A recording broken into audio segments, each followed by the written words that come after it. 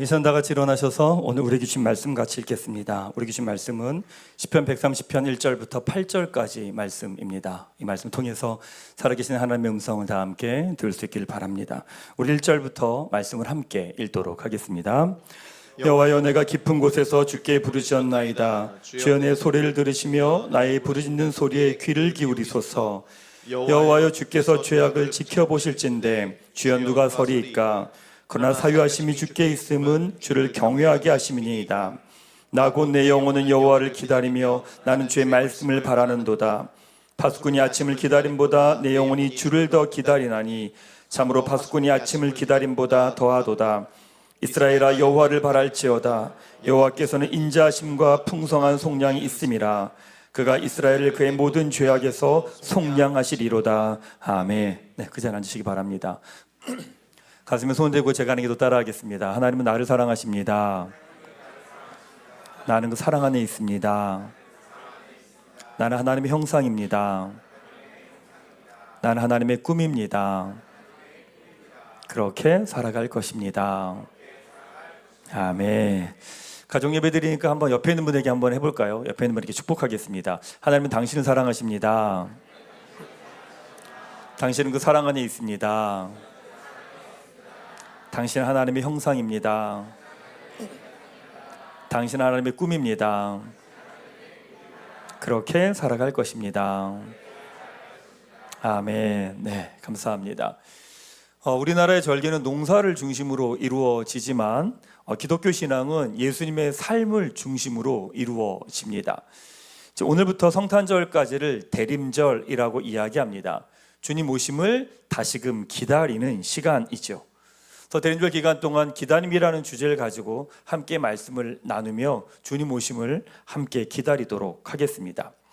돌아가신 이어령 교수님께서 우리나라의 특징에 대한 이야기를 하면서 그런 이야기를 하셨습니다. 한국인의 빨리빨리는 단순한 속도가 아니라 리듬이다, 이런 이야기를 하신 겁니다. 이런 정보화 시대와 사회 가운데 한국 사회가 이렇게 앞서갈 수 있었던 이유는 무엇이냐? 한국인들의 이런 특성 때문이다 라고 하는 이야기를 하십니다. 근데 이런 이야기는요, 영국 BBC나 아니면 엘빈 토플러가 동일하게 이야기를 합니다. 그런 특성 때문에 한국 사회가 빨리 성장할 수 있는 이유가 거기에 있었다라고 하는 이야기를 합니다. 서울대 장경석 교수가 그런 이야기합니다. 서구 사회가 200년, 300년에 걸쳐 이룩한 산업화와 민주화를요, 우리나라는 불과 20년, 30년 만에 이룩했다라고 이야기를 합니다. 근데 이런 건 트렌드 분석할 때도 다 나타나는데, 편의점에서 어떤 인기 있는 품목이 있으면 예전엔 그 품목이 11개월가량 유행을 했다고 합니다. 요즘에는 어떤 주기가 어떻게 바뀌었냐면 4개월 정도로 바뀌었다라고 하는 이야기가 나옵니다.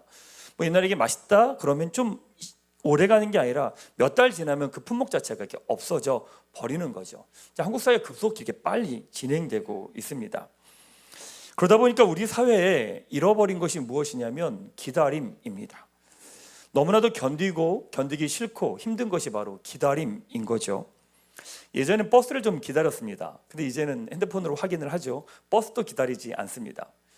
예전 사람도 기다렸죠. 사람 기다리지 않습니다. 위치 확인을 하고 위치 공유를 하고 어디 있는지 확인을 하면서 살아가죠. 그러다 보니까 자기 일도 관계도 심지어 신앙까지도 기다림이 없어져 버렸습니다. 어쩜 기다림은 너무나 무능해 보이고 무기력해 보이고 할 수 있는 것이 없는 것 같은 우리의 모습이기도 하죠. 사람들이 헷갈립니다. 참는 것과 기다리는 것을 좀 헷갈리는 것 같습니다.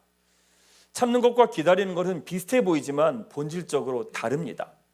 참는 것은 나 중심입니다. 그러기에 언젠가 끝이 있습니다. 기다림은 상대 중심입니다.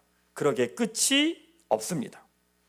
기독교 신앙에서 가장 중요한 것은 기다림입니다. 왜냐하면 하나님의 약속과 성취라고 하는 이 두 구조가 기독교의 핵심이기 때문에 그렇죠. 근데 하나님의 언약과 성취 사이에는 언제나 빈틈이 있습니다. 하나님 말씀하시고 그 말씀이 이루실 때까지 그 중간에 사이에 시간적인 간격이 있습니다. 바로 이 간격을 살아간 사람들을 성경은 믿음의 사람들이라고 이야기하죠. 히브리서 11장 40절 말씀 같이 한번 읽도록 하겠습니다.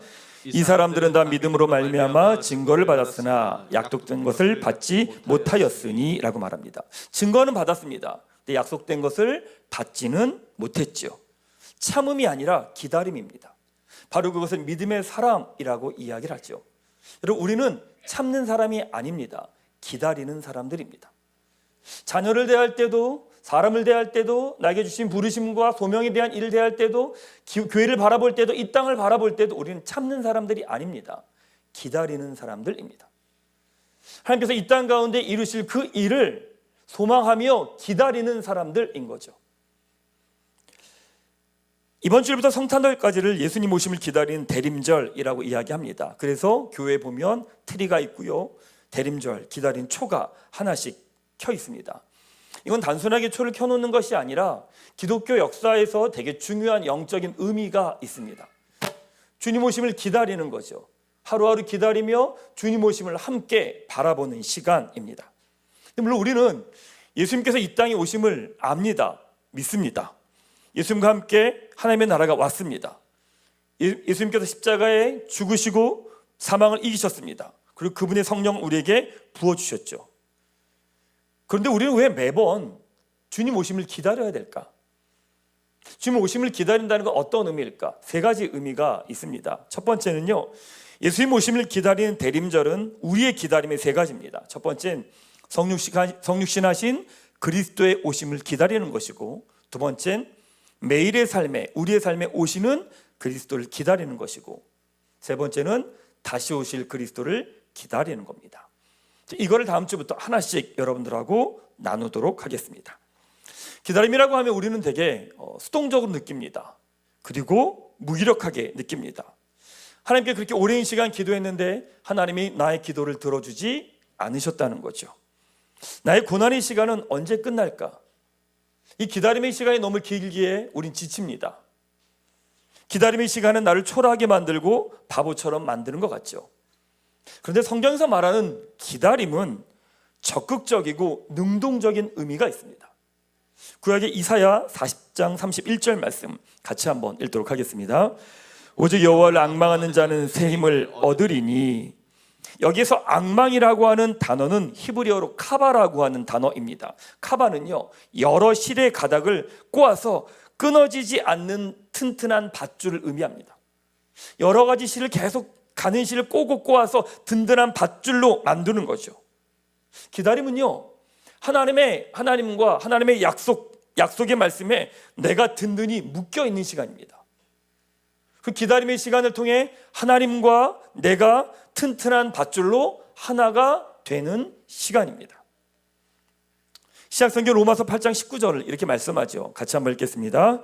피조물이 고대하는 바는, 이 고대한다는 말은 헬라어로 아펙데코마이라고 이야기합니다. 이건 무슨 말이냐면 사람들 많은 가운데서 고개를 빼쯤이 빼들고 내가 사랑하는 사람이 오는지를 바라보고 있는 것, 그걸 의미합니다. 사람들이 아무리 많이 있어도 고개를 들고 빼쯤이 목을 내밀고 사랑하는 이가 어디 있는지 오는지를 기다리고 있는 것, 그것을 기다림이라고 이야기를 하는 거죠. 기다림은 어떤 영적 의미가 있느냐? 기다림은 우리 삶의 깊이를 만들어갑니다. 오늘 본문에 시편 기자가 이렇게 기도하죠. 1절부터 4절까지 말씀 같이 한번 읽도록 하겠습니다. 여호와여, 내가 깊은 곳에서 주께 부르짖었나이다. 주여, 내 소리를 들으시며 나의 부르짖는 소리에 귀를 기울이소서. 여호와여, 주께서 죄악을 지켜보실진데 주여 누가 서리이까? 그러나 사유하심이 주께 있음은 주를 경외하게 하심이니이다. 시편을 기록한 사람이 고난 가운데 있습니다. 주님께 부르짖고 지켜보시는 하나님께 판단을 구하며 기도하죠. 도저히 말도 안 되는 상황입니다. 이해가 되지 않습니다. 그 현실 속에서 하나님의 도우심을 구하고 기도의 자리로 나아가죠. 내 상황은 더 안 좋아집니다. 더 답이 없어집니다.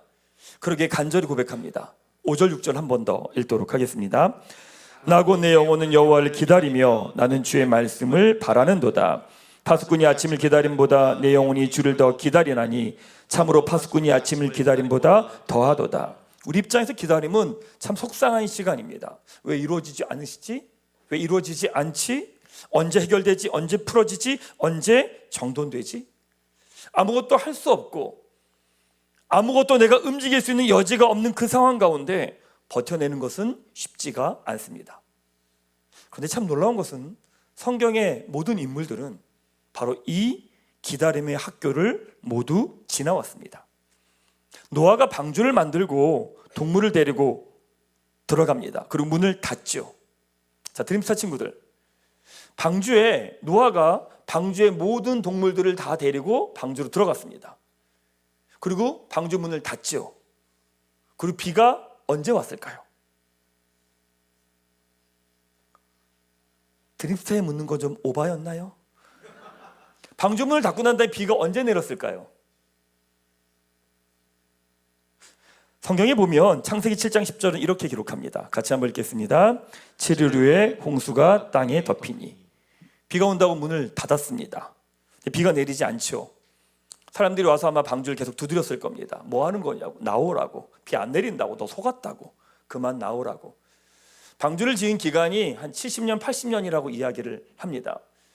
아마 방주를 짓던 70년, 80년의 그 시간보다 방주 안에 있었던 7일간의 시간이 더 길었을 겁니다. 문 열고 나가야 되나? 내가 속은 건가? 잘못 들은 건가? 문 열고 다시 나가야 되나? 이 고민을 했겠죠. 모세도 하나님 주신 마음이 있었기 때문에 자신의 민족을 구합니다. 그런데 도망해서 40년의 기다림의 시간을 보냅니다. 억울하죠. 속상하지요. 낙심합니다. 근데 모세는 40년 광야 생활을 목자로서 보내게 되죠. 성경 모든 인물들은요, 다 동일하게 이 기다림의 학교를 다 지나갔습니다. 근데 하나님 이 기다림의 시간을 통해 왜 우리를 주실까? 이유가 여러 가지 있겠죠. 근데 분명한 건 그 기다림의 시간을 통해 삶의 깊이가 깊어졌다는 이야기입니다. 기다림은 주도권이 나에게 있지 않습니다. 하나님에게 있습니다. 내가 어떤 선택과 결정할 수 있는 게 없습니다. 하나님이 움직이셔야 내가 움직일 수 있는 상황입니다. 근데 이 시간에 나에게 주도권이 없기에 나의 모든 죄된 습관들이 다 드러납니다. 다 드러나면서 내 안에 있던 더러운 것들이 다 드러납니다. 그러면서 내 삶의 깊이가 깊어지기 시작합니다. 노아가 방주에서 기다리는 일주일의 그 시간은 노아가 가졌던 자신의 의가 사라지는 시간이었을 겁니다. 모세가 광야에서 기다리는 40년의 시간 동안은 자신의 혈기와 고집이 사라지는 시간이었을 겁니다. 요셉이 감옥에서 기다리는 2년의 시간 동안 사람을 의지하는 마음들이 사라졌을 겁니다. 기다림의 시간은 하나님이 우리 안에 있는 죄된 습관을 다 드러내시는 시간이고 그 부분을 정리하시는 시간입니다. 왜냐하면 우리에게 이미 주어진 신령한 복이 풀어지는데 바로 그것이 방해가 되었기 때문입니다. 우리에게 기다림은 낭비의 시간이고요, 허비의 시간이고 의미 없어 보입니다. 근데 하나님은 그 기다림의 시간을 통해 우리의 영적 깊이를 더하십니다. 제가 TV를 보는 것 중에 그 싱어게인이라고 하는 프로를 종종 봅니다. 근데 싱어게인은 노래를 불렀던 가수들이 시간이 지나서 다시 나와서 자기가 노래를 부르는 자리입니다. 다시금 기회가 주어지는 거죠. 또 얼마 전에 방송을 이렇게 보는데 어떤 가수가 노래를 부르는데 그냥 마음이 움직이는 거예요. 노래를 부르는데 왜 마음이 움직이지? 그래서 제가 그 내용을 다시 한번 봤어요. 봤더니 그 가수가 이렇더라고요. 자신이 노래를 부르기 위해서 노래만 부르면서 먹고 살기가 힘드니까 노래를 부르기 위해서 아르바이트를 하고 새벽 배송을 하고 배달 일을 하면서 버텨왔다는 거예요. 자기가 하고 싶은 그것을 위해서 그 시간을 기다리면서 대가를 치르면서 그 시간을 걸어온 기다림의 시간이 있었던 거예요. 근데 그 사람의 노래를 들었던 모든 심사위원들의 평이 동일했습니다. 무엇이냐면 그 시간이 만들어낸 목소리와 노래라고 하는 이야기를 하더라고요. 맞아요. 고난 앞에서 기다림의 시간을 보낸 사람만이 갖는 힘이 있습니다. 사람이 천박하다는 이야기는 무슨 말이냐면 기다림이 없었다는 이야기인 거죠. 사실 부모들은 자녀의 필요를 곧장 채워주고 싶어하는 마음이 있습니다. 자녀가 뭔가를 원하면 뭔가를 바로바로 해주고 싶은 마음이 있습니다. 그런데 큰 시점으로 봤을 땐 그것이 그렇게 좋은 것은 아닙니다. 기다림이 없는 거죠. 기다림이 없기 때문에 조급해집니다. 결국 자기 뜻대로 하겠다고 난리를 치겠죠. 근데 그게 지금의 모습이기도 합니다. 그래서 그 고난의 시간, 기다림의 시간을 견뎌내고 버텨내면서 살아온 사람만이 주는 안정감이 있습니다. 저희 교회 가족들도 그래요. 이렇게 보면 그 시간들을 걸어온 사람의 힘이 있습니다. 그 시간들을 버텨내며 기다리며 이겨낸 사람이 주는 안정감이 있어요. 장석주 시인의 대추하나리라고 하는 시가 있습니다. 그 시 내용은 이렇습니다. 적에 저절로 붉어질 리 없다. 저 안에 태풍 몇 개, 저 안에 천둥 몇 개, 저 안에 벼락 몇 개. 적에 저 혼자 둥그러질 리는 없다. 저 안에 무설이 내리는 몇 밤, 저 안에 땡볕 두어 달, 저 안에 초승달 몇 날이 들어서서 둥글게 만든 것일 게다. 대추야, 너는 세상과 통하였구나. 지금 이 자리 가운데 기다림의 시간을 보내고 있는 분들 계실 겁니다. 내 문제, 내 상황, 내 현실이 풀어지고 해결되기를 기다리는 분들도 있을 겁니다. 근데 놀랍게 하나님은 그 시간 동안 우리 안에 있는 죄된 습관을 다 드러내십니다. 우리의 상황과 현실의 문제가 아니라 우리가 갖고 있던 하나님의 주신 은혜를 누리는 데 방해가 되고 있는 것들을 드러내십니다. 그리고 하나님 그 부분을 풀어내고 싶으신 겁니다. 사랑하는 여러분, 기다림의 시간을 보내고 있는 분들 계십니까? 그 시간 가운데 여러분에게 드러나는 여러분의 죄된 습관은 어떤 겁니까? 이미 우리에게 주신 복이 드러나는데 방해가 되고 있는 죄된 습관은 어떤 겁니까? 우리 이 시간들을 어떻게 보내야 될까? 오늘 말씀은 두 가지로 이야기합니다. 첫 번째는 행동하는 것이 아니라 약속의 말씀을 더욱 붙드는 겁니다. 5절 6절 한 번 더 읽도록 하겠습니다. 나 곧 내 영혼은 여호와를 기다리며 나는 주의 말씀을 바라는도다. 파수꾼이 아침을 기다림보다 내 영혼이 주를 더 기다리나니 참으로 파수꾼이 아침을 기다림보다 더하도다. 기다림의 시간은 행동하는 시간이 아닙니다. 하나님이 주신 약속의 말씀 앞에 머무르는 시간입니다. 주신 말씀을 붙들고 기도의 자리로 나아갑니다. 그러면 내 안에 죄된 습관들이 막 올라옵니다. 불안함이 올라옵니다. 두려움이 올라옵니다. 염려가 올라옵니다. 불신이 막 올라옵니다. 그 지금까지 걸어가던 그 길을 피하고 도망가 버리죠. 아브라함이 하나님께서 자식을 주시겠다고 하는 그 약속을 기다리지 못하고 자신의 수단과 방법으로 합리화하면서 얻게 된 것이 이스마엘입니다. 행동하고 움직이고 싶은 마음이 있지만 잠잠히 머물며 주신 약속의 말씀을 붙들고 그 자리에 서는 거죠. 아브라함이 이스마엘을 낳고 13년의 시간을 기다립니다. 13년의 시간을 기다리고 난 다음에 주어진 것이 누구냐? 바로 이삭이죠. 맞습니다. 약속의 말씀을 붙들고 그 시간을 기도함으로 지나갈 때 내 안에 묶였던 것들이 끊어지고 풀어지기 시작합니다. 그 시간 가운데 내 삶의 문제라고 이야기했던 것들이 문제로 보이지 않는 영적인 돌파의 경험이 필요합니다. 하나님께서 그 시간 가운데 여러분에게 지금까지 경험해보지 못한 자유함을 누리게 하실 겁니다. 기다림의 시간을 보내고 계십니까? 약속의 말씀을 붙들고 기다림의 시간을 돌파하시기를 축원합니다. 두 번째 이렇게 말씀합니다. 감사하며 찬양하는 시간입니다. 7절 8절 말씀 같이 한번 읽도록 하겠습니다. 이스라엘아 여호와를 바랄지어다. 여호와께서는 인자하심과 풍성한 속량이 있음이라. 그가 이스라엘 그의 모든 죄악에서 속량하시려다. 기다림의 시간은 초조함과 불안함의 시간이 아니라 하나님이 이미 행하신 그 일을 믿음으로 바라보며 감사하며 찬양하는 시간입니다. 우리를 죄에서 구원하신 하나님의 아들의 예수님의 십자가 사건은 그 사랑을 알기에 기다림은 막연한 기다림이 아니라 우리를 향한 의도적인 하나님의 기다림의 시간입니다. 여호와 하나님을 바라보며 하나님이 하신 일을 바라보며 감사하며 찬양의 시간들을 보내는 거죠. 사도 바울이 16장에 보면 감옥에 갇힙니다. 어떤 소망함도 없죠. 근데 그때 사도 바울이 뭐라 하는 줄 아십니까? 16장 25절 말씀 같이 한번 읽도록 하겠습니다. 한밤중에 바울과 실라가 기도하고 하나님을 찬송하며 제수들이 듣더라. 감옥에 갇힌 그들은 왜 찬양했을까? 어떤 소망도 없는데 왜 그들은 그 자리에 노래 불렀을까? 에베소서 1장 3절에 보면 하늘에 신령한 모든 복을 주셨죠. 그 말씀에 대한 우리의 응답이 바로 감사와 찬양입니다. 내 안에 불안함을 넘어 감사의 자리로 나아가는 것, 내 안에 염려를 넘어 찬양의 자리로 나아가는 거죠. 그 시간을 통해 내 안에 묶였던 것들이 풀어지고 끊어지고 우리 안에 신령한 복들이 풀어지고 구체화되게 됩니다. 감사는 어떤 상황에서도 하나님의 일하심과 가능성을 보게 합니다. 찬양은 어떤 상황에서도 우리의 모든 것들이 하나님이 주신 은혜와 선물로 응답하게 됩니다. 사랑하는 여러분, 어떠십니까? 요즘에 여러분 삶 가운데 감사와 찬양의 고백이 있으십니까? 그때 우리는 매입니다. 붙들립니다. 종됩니다. 기다림의 시간을 견뎌낼 수 없습니다.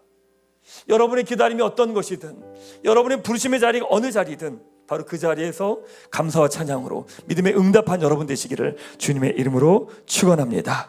말씀을 마무리하겠습니다. 헨리 나우엔이 영성수업이라는 책에서 이런 이야기를 합니다. 기다림은 시간을 낭비하는 것이 아니라 시간을 채워가는 것이다 라고 말합니다. 지금 시대의 기다림은 의미 없는 시간이고 허비하는 시간입니다. 그런데 우리의 기다림은 하나님의 약속의 말씀을 근거로 기다리는 겁니다. 아무것도 변화가 있어 보이지 않습니다. 아무것도 달라지는 것이 없어 보입니다. 그럼에도 하나님은 일하고 계십니다. 바로 그것이 드러날 때까지 믿음으로 기다리는 것, 바로 그것을 기다림이라고 이야기합니다. 사랑하는 여러분, 하나님께서 여러분에게 어떤 소원함을 주셨습니까? 어떤 마음을 주셨습니까? 그 마음을 따라 한 걸음 한 걸음 걸어가는 약속의 말씀을 붙들고 계십니까? 약속의 말씀이 없는 기다림은 기다림이 아니라 참음입니다. 언젠가 우리는 그것을 그냥 때려쳐 버립니다. 히브리서 11장에 나왔던 믿음의 사람들은요, 하나님의 약속의 증거는 받았습니다. 근데 그걸 이루어지는 걸 보지 못했습니다. 근데 놀라운 건 그대로 죽은 겁니다. 왜냐하면 기다리는 사람들이었기 때문에 그렇습니다. 사랑하는 여러분, 우리는 참는 사람이 아닙니다. 기다리는 사람들입니다. 하나님께서 여러분에게 주시는 소원함들, 약속들, 그 말씀을 바라보며 기다림의 시간을 걸어가는 겁니다. 주어진 시간 동안 주신 말씀을 더욱 붙드십시오. 이 시간들을 낭비하는 것이 아니라 감사하며 찬양함으로 믿음에 응답하는 우리 모두가 되기를 주님의 이름으로 축원합니다. 이 시간